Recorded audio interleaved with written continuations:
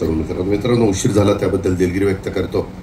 कारण आज सकाळी छत्रपती सहकारी साखर कारखान्यावर 11 वाजता AI म्हणजेच आर्टिफिशियल इंटेलिजन्स म्हणजेच कृत्रिम बुद्धिमत्ता मराठीमध्ये आला त्याचा शब्द, त्याचा परिसंवाद घेतलेला होता. थोडंसं आपण त्याच्यामध्ये एक कृषी प्रदर्शन घेतलेलं होतं आणि ॲग्रिकल्चर डेव्हलपमेंट ट्रस्ट, नंतर कृषी विभाग, नंतर तुमचं कृषी विज्ञान केंद्र, त्याच्यानंतर अनेक वेगवेगळ्या कंपन्या, विशेषतः जैन इरिगेशन, अशा खूप कंपन्या, वेगवेगळे यंत्र जी आता अवजारं आलेली आहेत, यांत्रिक अवजारं, त्याच्या वेगवेगळ्या कंपन्या, हार्वेस्टर, ते त्याच्या संदर्भातल्या कंपन्या, ट्रॅक्टरच्या संदर्भातल्या कंपन्या, असं खूप.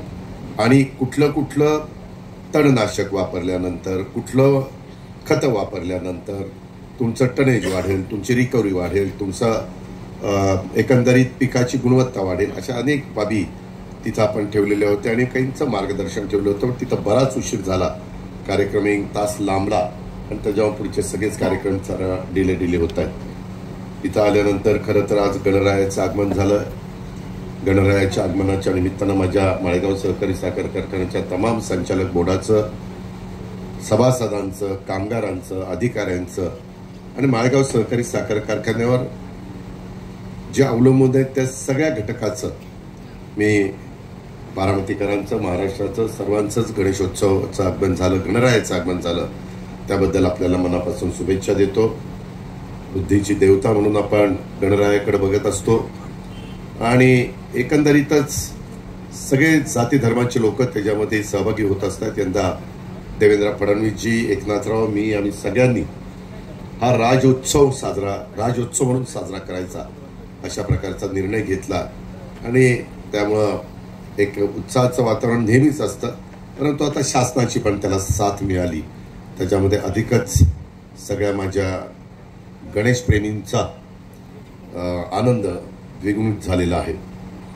आज आता शाश्वत ऊस उत्पादक वाढ समितीच्या बद्दल नितीननी सांगितलं. तुम्ही आम्हाला सगळ्यांना खूप मोठ्या विश्वासाने 5 वर्षाच्या करता माळेगाव सहकारी साखर कारखान्याला निवडून दिलं, त्याबद्दल मी आपल्याला सगळ्यांना मनापासून धन्यवाद देतो. आपल्या पोटनियमाप्रमाणे 21 पैकी पुणे डायरेक्टर निवडून आला तर तो चेअरमन होऊ शकतो आणि मी आधीच जाहीर केलेलं होतं. मी इतके दिवस तुमचा सभासद नव्हतो, परंतु मागच्या मिटिंगला मी दत्तवाळ्याकडनं 1 एकर जमीन घेतली आणि ती तुमचा सभासद झालो. त्याच्यामुळं आणखीन आपल्याला कुठली आता अडचण राहिलेली नाहीये. त्याच्यातला कुठल्याही गोष्टी नियमाने व्हायला पाहिजेत त्याच्याबद्दल दुमत असायचं कारण नाही. आम्ही जी सुरुवात केलेली आहे, काम मोठं जिकिरीचं आहे, कष्टाचं आहे, मेहनतीचं आहे, आव्हानं खूप आहेत. परंतु तुमच्यामुळं, बारामतीकरांच्यामुळं, माझ्यासारख्या कार्यकर्त्याला उपमुख्यमंत्री म्हणून कामाची संधी मिळालेली असल्यामुळं अनेक कामं अक्षरशः आपली फोनवर होतात किंवा कुणाला सांगितलं तरी ते ऐकतात. आता उदाहरण द्यायचं झालं की आज आपण इथं या ऊस रोपवाटिकेचा शुभारंभ करणार होतो. शाश्वत ऊस उत्पादन वाढ कशी करायची ह्याबद्दल थोडीशी माहिती देण्याचा प्रयत्न आम्ही तुम्हाला करणार होतो. तर इथं 2 ट्रान्सफॉर्मर, एक ट्रान्सफॉर्मर होता, तो बाजूला करण्याच्या करता आपल्या लोकांनी एक टेंडर मागवलेलं होतं. 3.5 लाखाचं होतं, 3,60,000 दिलं होतं. मी प्रत्येक मिटिंगला येऊ शकत नाही, पण मी मिटिंगला VCच्या द्वारे हजर राहू शकतो. त्याच्यातनं आम्ही मधी जसं करोनाच्या काळात व्हिडिओ कॉन्फरन्सिंगच्या द्वारे अख्खं राज्य उद्धवसाहेब ठाकरे, मी, आम्ही सगळ्यांनी चालवलं होतं. त्याच्यामुळं आता एवढं मोठं तंत्रज्ञान विकसित झालेलं आहे, त्याकरता तुम्ही पाहिजेच असता तिथं असं नाही. आत्ता पण मी कुठंही असलो तरी मिटिंगला MDशी, संगीताताईंशी, बाळासाहेबांशी, सर्व संचालक बोर्डाशी, अधिकारी वर्गाशी मी बोलू शकतो. आणि त्याच्यातून त्यांनी मला सांगितलं असं असं शिफ्ट करायचं. म्हणलं अजिबात पैसे खर्च करू नका. मी आपल्या महावितरणच्या चीफ इंजिनियरला आणि एसींना फोन करून विनंती केली की मी सकाळी तिथं दुपारी येणार आहे, आपण जर यायच्या आत ते काम केलं तर बरं होईल. हे परवा दिवशी सांगितलेलं होतं. काल काम पूर्ण झालं फुकट. सांगायचं तात्पर्य मी जे काही तुम्हाला सांगितलंय ह्या छोट्या छोट्या गोष्टी असतील मित्रांनो, सभासद बंधू भगिनींनो, परंतु तुमच्या आता गाड्या आम्ही कुणी वापरत नाही, त्याच्यावर काय का होईना थोडी का होईना बचत होणार ना. तू अविनाश तसं सांगितलं तर संगीताताई माझ्यावर नाराज होईल. ती म्हणेल चांगली मी पुण्याला निघाले होते दादामुळे माझं पुणे वाचलं. त्याच्यामध्ये तसं नाही झालं. ते मागे मिठाई घेतली होती. काका हलवाई पण परवा कुठल्या तरी कामाला आले होते आणि त्यांनी मला सांगितलं की दादा आम्हीच तुम्हाला दरवर्षी मिठाई देतो, कसली काय. मी विचारलं, म्हणले ह्या वेळेस घ्या. म्हणलं केवढ्याला देणार आहे. म्हणले 250ला. मी म्हणलं काय. म्हणले हो 250ला. आणि नंतर त्यांनी गेल्यावर दिलेलं होतं 255. मग मी नंतर त्यांच्या मुलाचा दुसऱ्या दिवशी फोन आला, दादा चिडू नका. म्हटलं काय झालं. दादा नाराज होऊ नका, वडिलांची चूक झाली. म्हटलं झालं काय. ते म्हणले राव तुम्ही त्यांना 250 म्हणल्याने लगेच हो म्हणले, परंतु गेल्या वेळेसच 255 होते आणि आता तर सगळी महागाई म्हणजे काही कविता वाढलेली आहे. साखरेचे दर वाढलेले आहेत आणि मिठाईला साखर तर लागते. आणि म्हणले अशी पंचायत झाली, परंतु आता काय करता. म्हणलं हे बघ तुझ्या बापाने मला शब्द दिला, तू मला काही तसं सांगू नको. पण इतकं कापूळ तिला नाही दादा आता तुम्हीच बघा बाबा. बाप छोटी आहे पण तो म्हणलं ठीक आहे आता तुम्ही सांगाल तसं, पण माझं किमान नो प्रॉफिट नो लॉस दिलं तरी चालेल, माझं नुकसान होऊन देऊ नका. ते बघतो आता काय करायचं. पण अशा पद्धतीने छोट्या छोट्या गोष्टी असतात किंवा मोठी पण कामं असताना आम्ही त्यांना सांगतो की मी तुझं काम हे इथं आम्हाला रिझनेबल दरात दे. आता बोर्डात सगळेच आमचे संचालक बोर्ड तिथं असतं आणि मग नाही तुला इथं काही परवडलं तर पुढं कुठं तरी मी तुझा फायदा करून देईन. आता बरीच जबाबदारी आमच्यावर आहे असं करून देखील काही जण प्रतिसाद देतात. कारण हा व्यवसाय असा आहे की फार काटकसरीनं व्यवसाय करावा लागतो. अनेक गोष्टी आहेत. आता आम्ही जे काही आपली माळेगाव शैक्षणिक संकुल आहे, मी तर जनरल बॉडीला मी तुम्हाला सांगणार आहे, पण आताही तुम्ही काही सन्माननीय महत्वाचे सभासद आहातच. सगळेच सभासद महत्वाचे असतात आणि त्याच्यामध्ये तिथंही बऱ्याच चुका आहेत. बरं म्हणजे शैक्षणिक संस्था शैक्षणिक दृष्टिकोनातनं चालवत असायला पाहिजे, परंतु कितीतरी जणांचं तिथं क्वालिफिकेशन चुकीचं आहे. बोगस सर्टिफिकेट दिले, शिक्षण त्यांचं तिथं झालं नाही, वशिल्याने तिथं बसले, हे बरोबर नाही. ती शिक्षण संस्था आहे. शिक्षण संस्थेत कधी वशिला नसला पाहिजे. काहींनी फ्रॉड केलेले आहेत. आता त्यांचे जवळपास सगळे पैसे भरून घेतले का म्हणजे या पद्धतीनं चाललंय. आपण मला वाटतं केस पण केली मी. आमच्या राठोड म्हणून ॲडिशनल आपले डिवाइस पी आहे त्यांनाही सांगितलेलं आहे. पण जे ऑडिट व्यवस्थित व्हायला पाहिजे, जे CAनी पाहायला पाहिजे वगैरे वगैरे अशा बऱ्याच गोष्टी त्याच्यामध्ये. आता मी परवा तिथं कुलगुरू नांदेडचे चास्कर डॉक्टर चास्कर त्यांना पाठवलं होतं.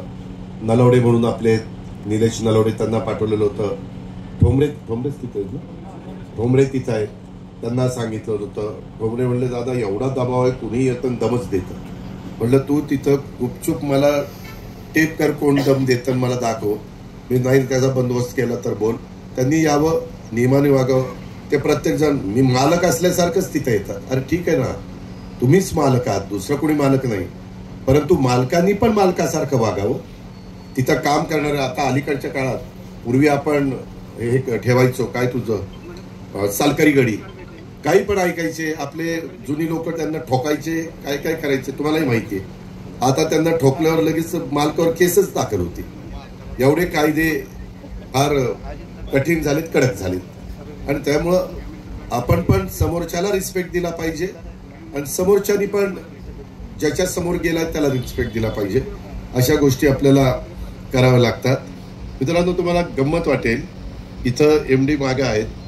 ह्याच्या आधी खूप काही गोष्टी, आता काही मला बोलता येत नाही, परंतु मला एकदा MDने सांगितलं दादा हे अमकं काम आपलं होणार आहे, पण त्या कामाच्या करता काही वजन ठेवावं लागेल. म्हणलं किती वजन ठेवायचं. म्हणले त्यांनी एवढे मागितले लाख, बरोबर ना, एवढे. हा, आणि ते झालं तर आपल्याला किती कोटी मिळणार होते. 3 कोटीवर 3 कोटी असं काहीतरी लाख. तर आपले ते ह्याची डोक्यावर टांगती तलवार होती इन्कम टॅक्सची. आणि त्याच्यात तुम्हाला गंमत वाटेल, इन्कम टॅक्सच्या मध्ये जवळपास आपल्याला 244 कोटी रुपयाचा रिलीफ मिळाला. किती? 244. आणि त्याच्यामध्ये आपण भरलेले पैसे 3 कोटी आणि त्याचं व्याज हेही आता आपल्याला परत मिळणार आहे. तुम्ही जास्त का सांगत नाही? हे असं सगळं सांगितलं की तुमची भावाची अपेक्षा अशी वाढत झाल्या की आता काय. ते तसं नाहीये.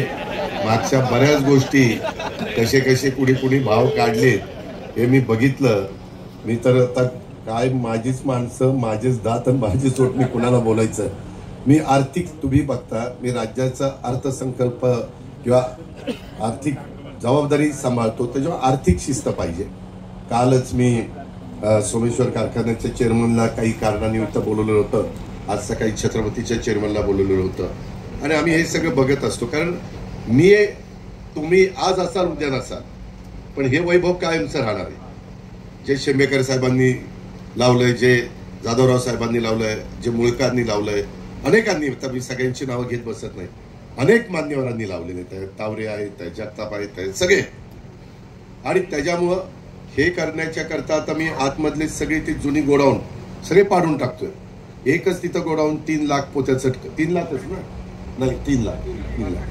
कारण आपल्याला बिसलेल्या जागा पाहिजे. परवा, आणि माझी कामाची पद्धत कशी तुम्हाला माहिती आहे. मी एका आर्किटेक्टला विचारत नाही, एकाला विचारतो, दुसऱ्याला, तिसऱ्याला, चौथ्याला, आणि मग चौघांचं ऐकल्यानंतर बाबा आता काय निर्णय आपण घेतला पाहिजे असा निर्णय मी घेत असतो. तुमचं एससी स्टँड असेल, तुमचं काय ते आयुर्वेदिक कॉलेज असेल, मेडिकल कॉलेज, तुमचा पुण्यश्लोक अहिल्यादेवी होळकर मेडिकल कॉलेज असेल, कुठल्याही ज्या इमारती, तुमची पंचायत समितीची इमारत असेल. कारण 4-5 लोकांना दाखवलं तर त्या तुमचं ते डुबलला सांगितलं, डुबलचा फोन आला का बाबूराव, ते फाट्याचं सांगितलंय तिथं. काल मी आज इथे येणार तरी बाबूराव काल देवगिरीला. अरे म्हणलं थांबा ना, काय 5 तास यायचंय, 5 तास जायचंय, पावसा पाण्याचं आपलं शांत, आता वय झालंय आपलं शांत, इथं जरा थांबावं, आल्यावर तिथं कागद द्यावा. तर त्या प्रकारे फार काही तिकडे यायच्या भानगडीत पण अहो चांगलं आहे, परंतु ते तुम्ही त्याची काळजी घेतली तर ते आणखीन चांगलं राहील. ते फार 85-90 पर्यंत चांगलं राहील. आम्हाला 100 पर्यंत तुम्हाला बघायचं, आणि तुम्हाला बघायचं असल्यावर आम्ही पण तिथपर्यंत टिकलो पाहिजे. तर ह्या पद्धतीनं ह्याच्यातला गमतीचा भाग जाऊ द्या, पण या प्रकारे आपण पुढे चाललेलं. खूप काही गोष्टी त्याच्यामध्ये करायच्या. इथं मागं ट्रिमिक्स पण आपण करायचं ठरवलेलं आहे. पूर्वीचं गॅरेज काढलेलं आहे. तिथंही काही भिंती काढायच्या होत्या, त्या तशाच ठेवलेल्या होत्या. कधी पडल्या असत्या तर. कारण मला कुठलीही गोष्ट निर्मळ, स्वच्छ, नीटनेटकी, आणि मी एमडीला पण सांगितलेलं, आज तुम्हालाही सगळ्यांना सांगतो, आज जो का अधिकारी कर्मचारी आहे त्यांनी नीटच काम, ड्युटीवर येताना वेळेत यायचं, वेळेमध्ये जायचं. ते मध्येच जर त्यांनी कुठल्या गोष्टी केल्या, मी अमक्याच्या वशिल्याने आलो, दादानी मला लावलंय, कोण मला करताय काय, मी मोठ्याचा आहे, मोठा नाही छोटा नाही, सगळ्यांनी कारखान्याचा कामगार म्हणून, अधिकारी म्हणून तिथं काम केलं पाहिजे. उगीच इकडं तिकडं वेळ घालवता कामा नये. जो घालवायचा तो कारखान्याच्या भल्या करता. ते जर चांगलं चाललं तर त्यांनाही बोनस मिळेल, माझ्या सभासदांनाही भाव चांगला मिळेल, आणि आर्थिक सुबत्ता देखील ह्या परिसरामध्ये येण्याच्या करता मदत होईल.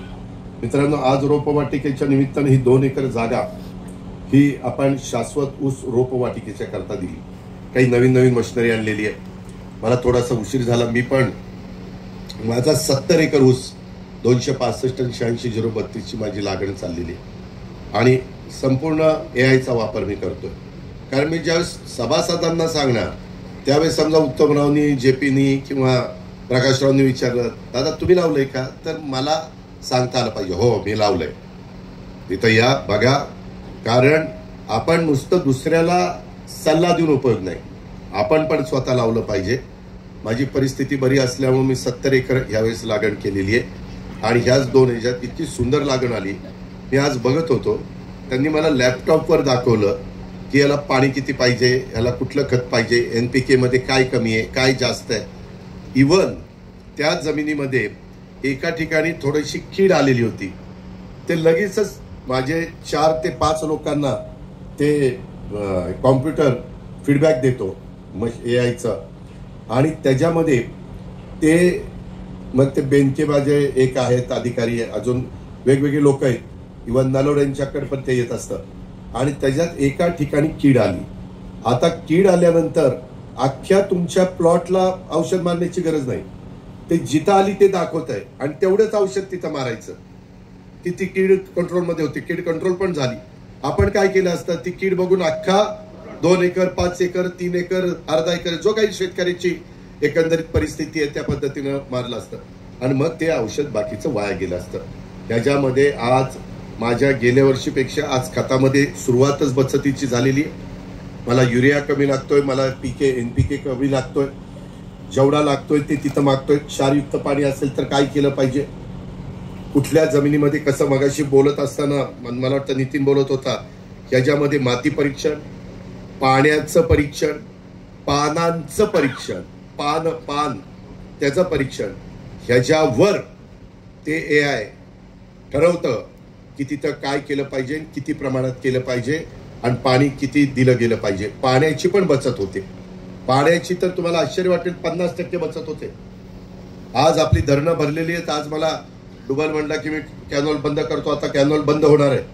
शेतफळ भरलेलं आहे खालचं. सगळे तलाव जेवढे शक्य होते तेवढे भरून दिले. तुम्ही जेव्हा सांगाल तेव्हा पाणी सोडून तेव्हा काय अडचण नाही. परंतु तोपर्यंत क्लोजर आणून आपल्याला त्या कॅनॉलची काही कामं करायची राहिली ती त्यांना म्हणलं पटकन करून घ्या. कुठं ब्रिजचं काम आहे, कुठं आणखीन कशाची कामं आहेत, त्या पद्धतीनं त्यांना करायला सांगितलेलं आहे. एवढा आमूलाग्र बदल त्याच्यामध्ये झालाय. त्याच्यावर इथं मगाशी कुणी बोललं, इकडनं आवाज आला, माती परीक्षण, पाणी परीक्षण आणि पानाचं परीक्षण हे खूप महत्वाचं आहे. आपण आता माळेगाव सहकारी साखर कारखाने क्षारपाट जमिनी सुधारण्याचा कार्यक्रम हातामध्ये घेतलाय. कारण काय झालं, आपला नदीकाठ नीरा नदीचा या दोन्ही बाजूला तिकडं फलटण पण इकडं आपल्या पण पाणी देऊन देऊन देऊन जमिनी झाल्यात खराब, क्षारपट झालेलं आहे, त्याला मीठ फुटतंय आणि त्याच्यामुळं तिथं आता हे टेक्निक वापरलं तर त्या जमिनी सुधारायला मदत होते. मी चाऱ्या साफ करण्याच्या करता पण तुम्हाला शब्द दिला, मी टप्प्याटप्प्याने त्याच्यामध्ये जातोय. फक्त चाऱ्या साफ करताना तुमच्या पायपा बिपा असतील तर ते आधीच चाऱ्या मशीन यायच्या आत तेवढ्या पुरतं काढून घ्या, नंतर पुन्हा क्रॉसिंग करा. त्याच्याबद्दल माझं दुमत नाही, पण तुम्ही नाही काढलं तर तुमच्या पायपासकट चाऱ्या साफ होतील. त्याच्यामुळे आपण शहाणं बना. त्याच्यामध्ये आपण पानंद रस्त्याच्या संदर्भामध्ये देखील यंदा कार्यक्रम हातामध्ये घेतलेला आहे. आज इथं आपण जे काही करतोय, अवसरे बंधू आपल्या पंढऱ्याचेच आहेत, त्यांना आपण इथलं काम, तो डोळा आपण काढतोय, ते मधला बाकीचा घर हे त्यांना दिलेला आहे आणि तो डोळा आपण तिथं लावतोय. ते पाठीमागे तुम्ही गेला तर तो तुम्हाला बघायला मिळेल. तो एका मशीनमध्ये टाकायचा, काय करायचं काय नाही. मला वाटतं मी मागाशी लोक मला बरीच निवेदन दिले होते, ते पण नितीनने कदाचित ते सांगितलं असेल. अतिशय सायंटिफिक रित्या आपण ह्या गोष्टी करतोय. आपल्या उशाजवळ कृषी विज्ञान केंद्र आहे. आता महाराष्ट्रातली लोक, परवा मी वर्ध्याला होतो, नागपूरला होतो, रणजित कांबळे माजी मंत्री माझ्याबरोबर होता, माझाच राज्यमंत्री होता. तो मला म्हणला की दादा मला मध्ये बारामतीत आलो पण 3 तासात काही मला बारामती बघून झाली नाही, मी एक दिवस मुक्कामाला येतो, अजून काही लोक घेऊन येतो. म्हणले या बघा, शेवटी बाहेरची विदर्भ, मराठवाडा, उत्तर महाराष्ट्र, पश्चिम महाराष्ट्रातले लोक येऊन ते बघतायत आणि शिकतायत आणि आपल्या शेतामध्ये अनुकरण करतायत. मित्रांनो, हा गेम चेंजर प्रोजेक्ट आहे. खोटं सांगत नाही. आपल्या पूर्वी गुळ काढला, आपल्या वडीलधाऱ्यांनी सगळ्या काही गोष्टी केल्या, मग साखर कारखाना काढला. तो किती कॅपॅसिटीचा होता तो मला माहिती आहे. आता तो 9,000 टनापर्यंत आपला गेलेला आहे. आपले नवीन नवीन आव्हान आहेत.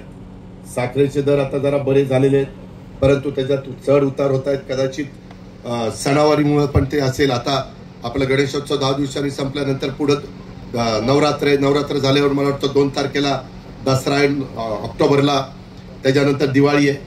असे सगळे सण आहेत आणि त्याच्यामुळे इतर पण वेगवेगळे सण आहेत. परंतु या सणाच्या निमित्तानं गोडधोड करून आपण खात असतो. ही परंपरा आहे. त्याच्यातून एक आपलेपणा निर्माण होतो, परिवार एकत्र येतो.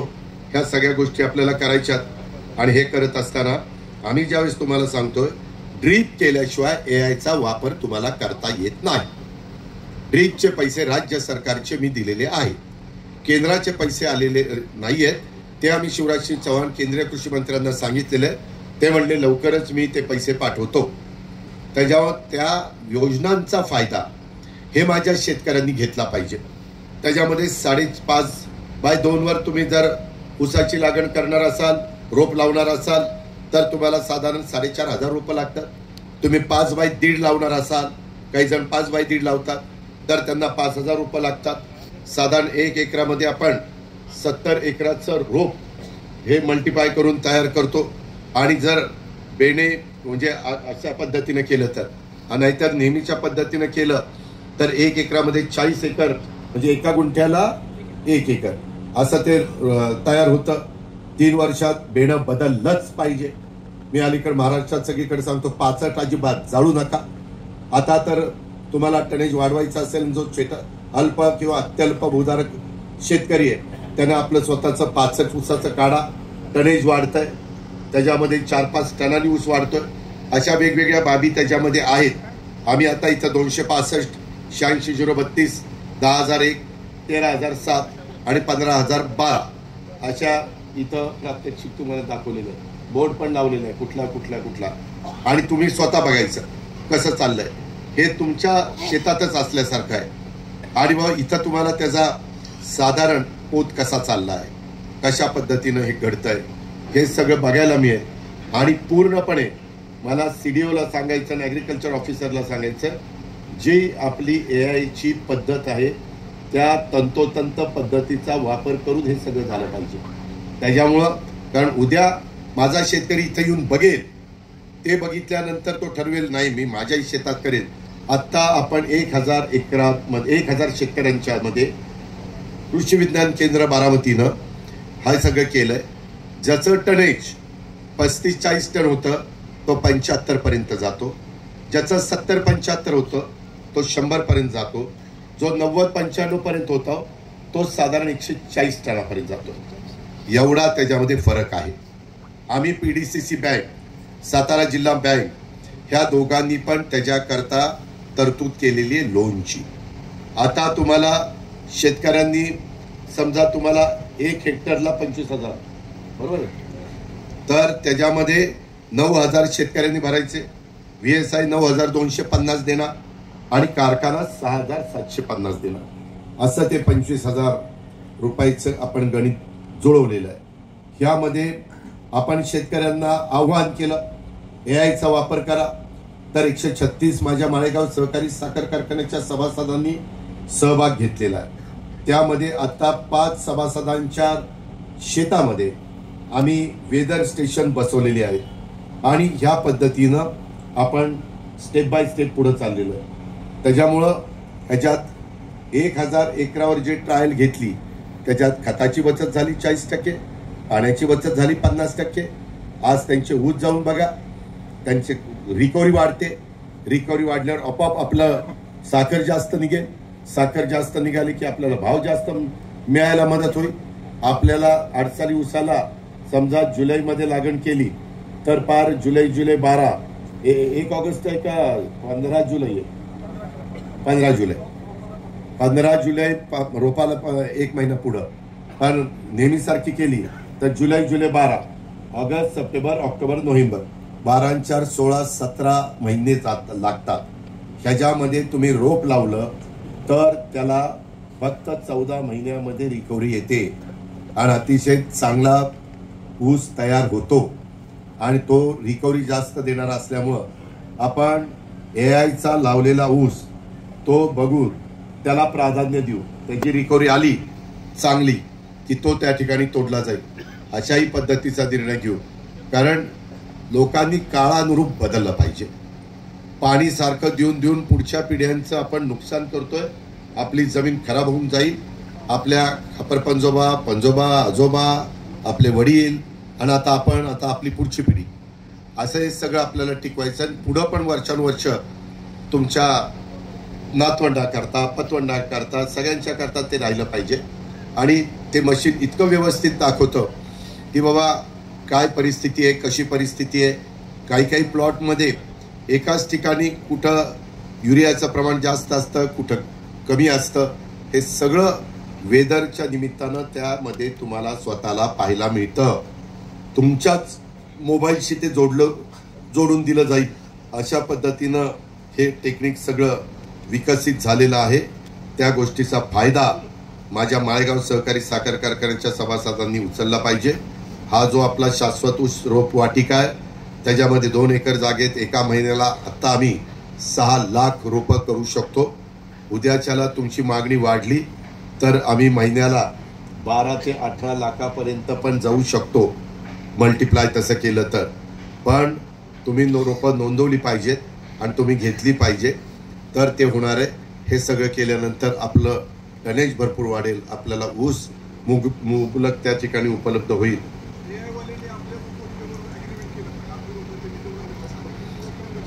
त्यांचं कंपल्शन असलं तरी त्यांना कळलं की तुम्ही त्यांच्यासारखं तंतोतंत करता तर ते ऐकतील. त्याच्यामध्ये नितीन, तू प्रमोद नलवडेंना सांग आणि त्यांच्या टीमला सांग, तिथं काहीतरी जाधव एक आहेत, नंतर हा बरोबर आहे, पण ते सगळे त्यांनी पण एकदा इथं यावं, यांनी बघावं. आपली लोक डायरेक्टर कोईम्बतूरला त्यांच्या खर्चाने गेलेले होते. बघत आबा कारखान्याची गाडी नेली नव्हती. कारखान्याच्या वाउचर खर्चाचं कुठलंही आमका भत्ता, फलाना भत्ता, जेवणाचा भत्ता, हॉटेलचा भत्ता काही टाकलेलं नव्हतं. बोर्डाला विनंती केली की जे स्वतःच्या खर्चाने जातील त्यांनी जावं. बघा, या अभ्यास करा आणि ते आपल्या इथं आणण्याचा प्रयत्न करा. तशा किती दिवस गेला तो? 2 दिवस त्या पद्धतीने हे गेलेले होते. त्याच्यावर ज्यांना संधी मिळाली नाही त्यांनी धन्यवाद द्यावेत की बरं झालं या 5 वर्षात ह्याच्या काळात आपण गेलो नाही, नंतर गाडी नाही, जेवायला नाही, भत्ता नाही, बाहेर गेल्यानंतर वगैरे काहीच नाही. म्हणल्यावर काय डायरेक्टर झालं, काहीच नाही झालं, काहीच फक्त नाश्ता नाही.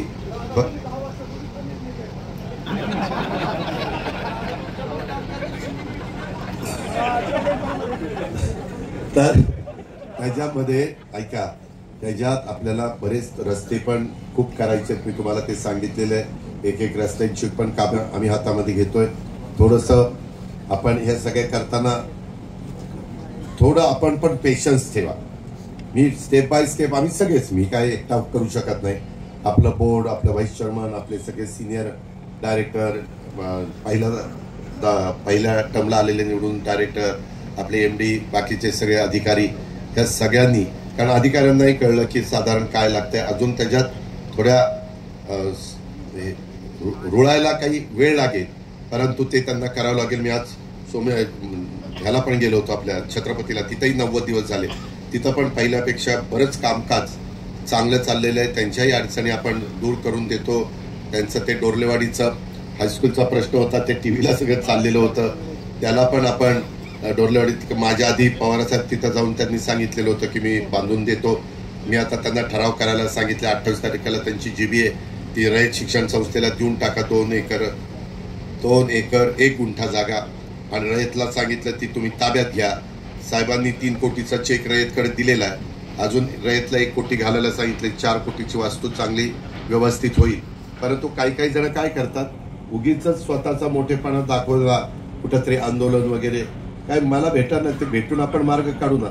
पण आपले TV चॅनलवाले पण काय करतात, जरा कोणीतरी काहीतरी बारामतीच्या बद्दल काही वेगळं, आम्ही सहयोग सोसायटीच्या बाहेर बसणार, आम्ही गोविंद बागेच्या बाहेर बसणार. अरे ही शाळा कुणाची? तसा काही डायरेक्ट संबंध नाही. शासनाची शाळा आहे ती, छत्रपती शिक्षण संस्थेची शाळा, तसा अर्थार्थी काही संबंध आहे. पण एक आपण सगळीकडेच लक्ष देतो आणि ह्यांनाही माहिती की यांच्याशिवाय होणार नाही, त्याच्यावरती आमच्याच दारात येऊन बसतात. ती दुसऱ्याच्या तुमच्या दारात येत आहेत का? नाही येत. त्यांना माहिती आहे यांच्या दारात आले 2 खातबाळे मिळतील, आपल्याला घेणं देणं. आमच्याकडे आल्यावर या बसा बसा बसा, हे करा ते करा. काय रे बाबा, कसं बाबा.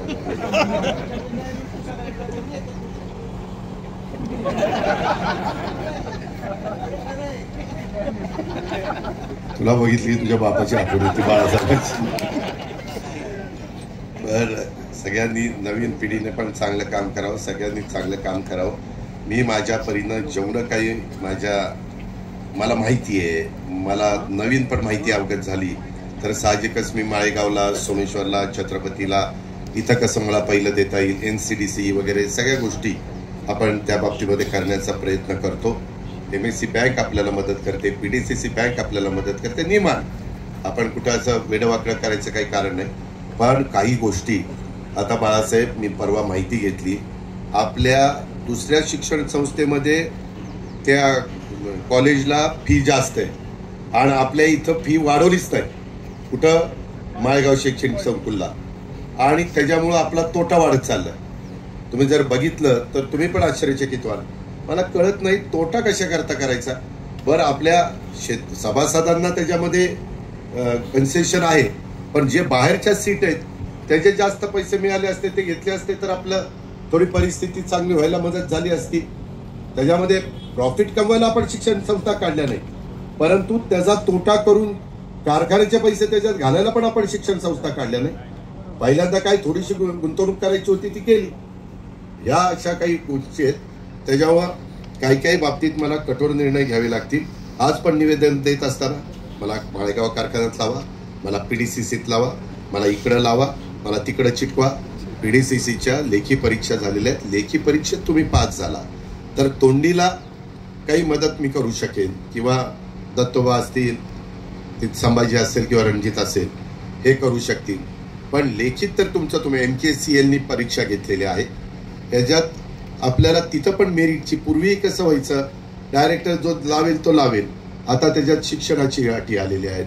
त्याच्या नोकरीला भरती करताना काही संस्था निवडल्या, त्या संस्थामार्फतच सहकार विभागाने दंडक काढलेला आहे की तुम्ही तिथं त्यांना इंटरव्ह्यू घ्यायला लावून, परीक्षा घ्यायला लावून तुम्ही सिलेक्शन करा. मी पुणे जिल्ह्याला प्राधान्य देणार आहे, त्याबद्दल दुमत असायचं काही कारण नाही. जेवढं जिल्ह्याला आणि 13 तालुक्याला प्राधान्य देता येईल ते देण्याचा प्रयत्न मी तिथं नाही आहे, परंतु माझे ऐकणारे लोक तिथं जास्त असल्यामुळे मी त्यांना तसं सांगितलेलं आहे. CEO ला पण सांगितलंय, चेअरमनलाही सांगितलं, व्हाईस चेअरमनला पण सांगितलंय, आणि त्या पद्धतीनं तुम्हालाही माहिती, मी प्रत्येक जनरल बॉडीला तिथं असतो. अशा या सगळ्या गोष्टी मित्रांनो आपण करतोय. आता मला आपला ते दिनकर रोपवाटिकेचा आकाश शिंदेचं एक पत्र आलं. म्हणलं दादा, स्वामी समर्थ नर्सरी पंढारे, मोर्या नर्सरी माळेगाव खुर्द, दिनकर रोपवाटिका माळेगाव खुर्द, आम्ही तिघांनी टेंडर भरलं होतं, आम्हाला बोलवलं, आम्ही रेट कमी केले, परंतु नंतर मी 87 पैसे भरलं, परंतु नंतर स्वामी समर्थांनी 85 पैसे केलं. आता 2-2दा 3-3दा तुम्हाला बोलवलं. तुम्ही एकदा बोलवल्यावर सांगा ना की बाबा हे लास्ट ऑफर मला परवडते. तुम्ही परत आता मला पत्र देणार नाही, ते 85 त्यांना दिलं, आता 85 पेक्षा मला कमी करायला लावलं असतं तर मी केलं असतं. असं कसं सांगता येईल की बाबा त्याच्यामध्ये तुम्ही तिथं टेंडर भरल्यानंतर आम्ही तुम्हाला त्या बाबतीमध्ये सांगायचं की अविनाश गोफणे त्यांचं 85 आलेले, तुम्ही अजून कमी करा. मग त्याला काही टेंडरला अर्थच राहणार नाही. आम्ही एवढंच तिथं बोलत असतो, सगळे कमीत कमी किती तुला परवडेल ते सांग आणि त्या पद्धतीनं आपण करू, असं ते सगळं आहे. त्याच्यावर मला इथल्याही सगळ्यांनी सांगितलं की लास्ट ऑफर 85 पैशाची होती, त्याच्यामुळे ते 85ला दिलं. इथून पुढे लक्षात ठेवा, तुम्ही सभासद असला नसला, टेंडर भरलं असलं तर तुम्हाला तिथं टेंडर पाहिजे असेल तर तुमचे जे आमचे नॉर्म्स ठेवलेले टेंडरमध्ये, त्या नॉर्म्स प्रमाणे काम करण्याच्या करता जेवढं काही लोएस्ट तुम्हाला येता येईल तेवढं लोएस्ट या. आम्ही त्या पद्धतीनं त्याचं सिलेक्शन करू, पण ते नॉर्म्स मात्र त्या नॉर्म्समध्ये तुम्ही उतरला पाहिजे. ही पण गोष्ट आपण सगळ्यांनी या निमित्तानं ध्यानामध्ये घेतली पाहिजे. आणि या कृत्रिम बुद्धिमत्तेचा वापर, ह्या कृत्रिम बुद्धिमत्ता तंत्रज्ञानाचा वापर, AIचा वापर केल्याशिवाय आपल्याला तरुणोपाय नाही. आहे त्या जमिनीतच तुम्हाला मला भाजीपाला जास्त वाढवावा लागेल, आहे त्या जमिनीतच आपल्याला टन जास्त वाढवावं लागेल, आहे त्या जमिनीत आपल्याला फळं चांगली जास्त क्वालिटीची आणावी लागतील. आता तुम्हाला आश्चर्य वाटेल, काहींनी 20-20 एकर डाळिंब, काय डाळिंबात पैसा झाला. एकाने सांगितलं की दादा मला त्याच्यात कमीत कमी 6 कोटी रुपये होते, एकाने सांगितलं मला 22 कोटी रुपये होते. एवढा यंदा डाळिंबाला फारच रेट त्या ठिकाणी राहिले. केळीच्याही बाबतीमध्ये आमूलाग्र बदल होत आहेत. नेहमीची पिवळी केळी तशी आता निळी केळी आली. त्या प्रशांत काटेने लावली आता, हा सचिनने लावली केळी निळी ना, प्रशांतने लावली. हे काय म्हणत, अरे बाबा त्याची नेहमीची आहे, मी निळ्या कलरचं सांगतो, जावा ब्लू. अशा पद्धतीने ह्या सगळ्या गोष्टी होत आहेत. माझी तुम्हाला विनंती आहे, काळानुरूप आपण बदललं पाहिजे, नवीन तंत्रज्ञानाचा वापर करून घेतला पाहिजे. नाहीतर आपल्या इथं जवळ असणारं तंत्रज्ञान अख्खं महाराष्ट्र घेऊन जाईल, अख्खा भारत देश घेऊन जाईल. आणि आपण त्यांनी अमेरिकन वगैरे वेगवेगळ्या कंपन्यांशी सॉफ्ट आणि ह्यांच्याशी सगळ्यांशी कोलॅबरेशन केलेलं आहे. त्या कोलॅबरेशनचा फायदा जग घेत आहे, आपला भारत घेतोय. आपल्या इथं फार माळेगावपर्यंत आणलेलं आहे. त्यावेळेस माळेगावच्या पण माझ्या शेतकऱ्यांनी विलासराव त्याचा फायदा घेतला पाहिजे. अशा पद्धतीनं माझी तुम्हाला सगळ्यांना हात जोडून विनंती आहे, त्या पद्धतीनं तुम्ही करा. आणि म्हणून हे सगळं आपण रोपवाटिका वगैरे शाश्वत ऊस रोपवाटिका ही सगळी तयार केलेली आहे. आणि त्याच्या शुभारंभाच्या करता मला वाटलं नव्हतं भाषण करायचं आहे, परंतु आज मला खूपच अजून कामं आहेत. पण आपण सगळेजण आला. पुन्हा एकदा आपल्या सगळ्यांचं कारखान्याचा चेअरमन या नात्याने मनापासून स्वागत करतो. जे काही निवेदन दिलेली आहेत त्याच्यातली ज्या निवेदनाचं ज्या पद्धतीनं मला मार्ग काढता येईल तो मार्ग काढण्याचा मी प्रयत्न त्या ठिकाणी करीन. आणि सर्वांनी या असणाऱ्या शाश्वत ऊस रोपवाटिकेचा फायदा घ्यावा. आणि आपल्या काळ्या आईची इमाने बरेच सेवा करत असताना त्याच्यामध्ये AIचा वापर करून, कृत्रिम बुद्धिमत्ते या तंत्रज्ञानाचा वापर करून आपल्या शेतीमधनं जास्त उत्पादन काढून आपल्या प्रपंचाला, आपल्या मुलाबाळांच्या लग्न कार्याला, त्यांच्या शिक्षणाला हातभार लावावा आणि आपल्या घरामध्ये आर्थिक सुबत्ता आणावी, हीच आग्रहाची नम्रतेची कळकळीची विनंती करतो आणि या ठिकाणी थांबतो. हे आता इथून पुढे मी आता घेतो. मीच कारखान्याचा चेअरमन, माझा कारखान्याच्याच तर्फे सत्कार यायला कशाला मिळेल. त्या ठिकाणी राज्याचे आता पहिला आणि शेवटचा घेतो. परत माझा सत्कार, मीच तिथला प्रमुख आणि माझाच काय सत्कार करता रे. राज्याचे उपमुख्यमंत्री आणि कारखान्याचे चेअरमन सन्मानित दादांचा या ठिकाणी सन्मान होतोय. व्हाईस चेअरमन संगीताताई कोकरे यांच्या हस्ते या ठिकाणी सन्मान होतोय. आणि अभियांना देवकाते संचालक यांना विनंती आपण आभार व्यक्त करावे. आज या ठिकाणी राज्याचे उपमुख्यमंत्री आणि माळेगाव साखर कारखान्याचे चेअरमन आदरणीय अजितदादा यांच्या संकल्पनेतून या ठिकाणी शाश्वत ऊस रोपवाटिकेचं नुकतंच उद्घाटन झालेलं आहे. आणि दादांनी आज या कार्यक्रमासाठी वेळात वेळ काढून उपस्थित राहिल्याबद्दल मी सर्व सभासद यांच्या वतीने, कारखान्याच्या सर्व प्रशासनाच्या वतीने दादांचं मनापासून आभार मानतो. आणि या ठिकाणी उपस्थित असणारे कारखान्याचे सर्व संचालक, सर्व आणि आपण उपस्थित असलेले सर्व ऊस उत्पादक सभासद, शेतकरी बांधव सगळ्यांचेच मी या ठिकाणी आभार मानतो आणि हा कार्यक्रम संपला असं जाहीर करतो. धन्यवाद.